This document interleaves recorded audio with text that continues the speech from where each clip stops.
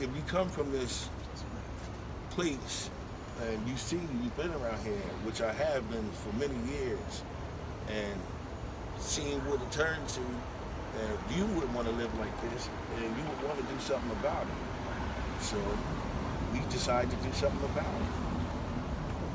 See, it's different for me. I'm tired of seeing people act like they want to do something about it. I'm tired of looking at all these fake ass rehabs that ain't doing shit. That got people out in front of there getting high. That's a joke. And you're supposed to be helping somebody. You got people out there laying out there shitting and shooting needles. That's a joke. The establishment shows that you don't care because you wouldn't have it there. Period. How's somebody gonna be safe if you got it right out there in front of your door? That's a joke. Come on. For example, he's speaking about some of the places that we come across that's actually saying that they helping these people. But outside the establishments, they have people laying out there using drugs, drug dealers out there selling drugs.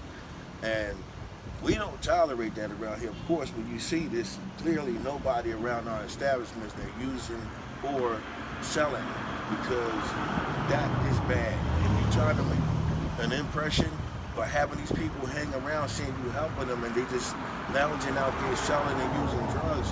When they see users, here come the dealers, because that's a potential buyer.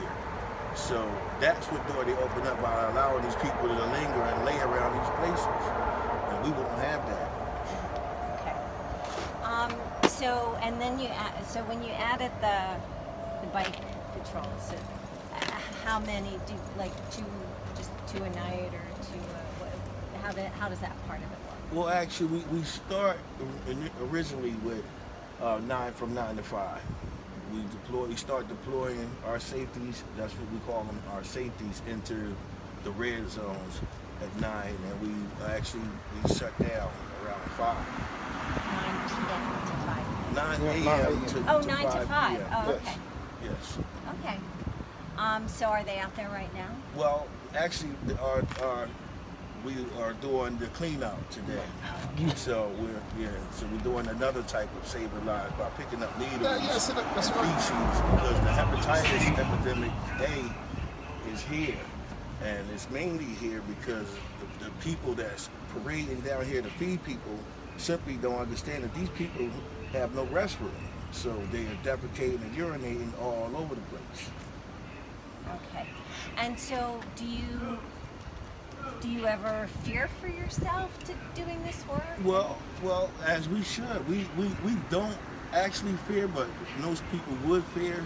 We're from these neighborhoods. This type of environment doesn't put fear into us, but as a safety procedure, you should be fearful, because the epidemic that's out here, and the needles, and so much exposure to this type of extreme content is crazy. So that's our biggest fear, is being stuck or contracting one of these diseases by out here trying to save lives and going through all these neighborhoods where all these needles and stuff is simply just laying all over the place.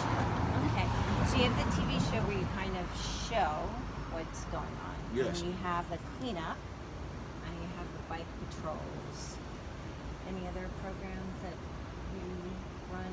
We're working on launching our newest program, and that's to provide inpatient service. Yep. Oh, so you would be like a rehab Yes. center yourself. And it sounds like, from what you were saying, it would be tough love, kind of? So to speak, not so It's not much a tough total love. tough It's going to love. be genuine love. It's Genuine it's love. real love. There's no such thing as tough love. It's and- love. And non-narcotic and non-drug affiliated. You know, Okay, no medical assistance. No. Okay. Cold It would turkey. be like no, an yeah, well, you 8-step program or 12-step program. 12 steps, you said a 12-month program. yeah. 12-step, like Yeah, a no, we AA. talked to Yeah. him.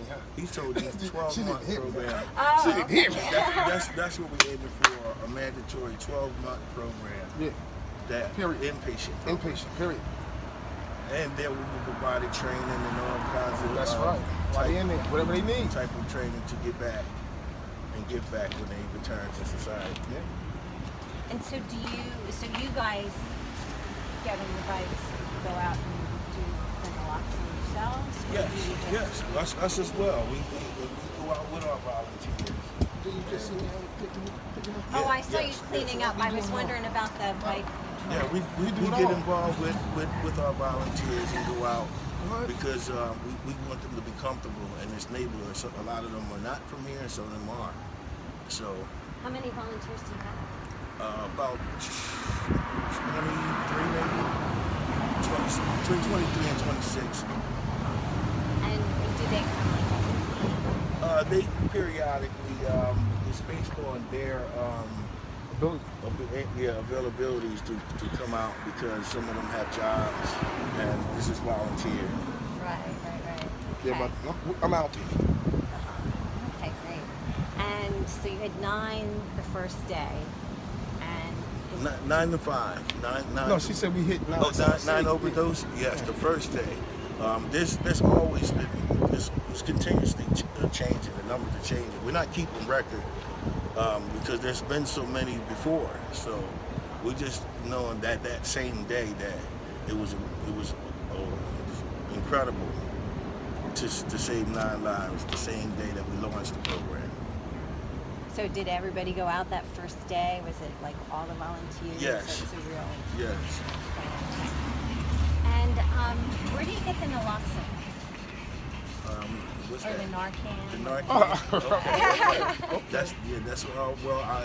You didn't hear? I purchased the Narcan from the users were bringing it to me. I went to an organization to see if they would give it to me because after I seen the people not using it correctly by going through their pockets instead of bringing them back, I decided I wanted to get that medicine and try to help somebody. And so I went and took training, and I asked them if I have Narcan, and they never gave it to me. So the people that I seen wasn't using it, I asked them if they wanted to sell it, and they started bringing it to me, and I bought thousands of them. Oh, okay, thousands. Okay. Thousands. So you're not going to run out anytime soon.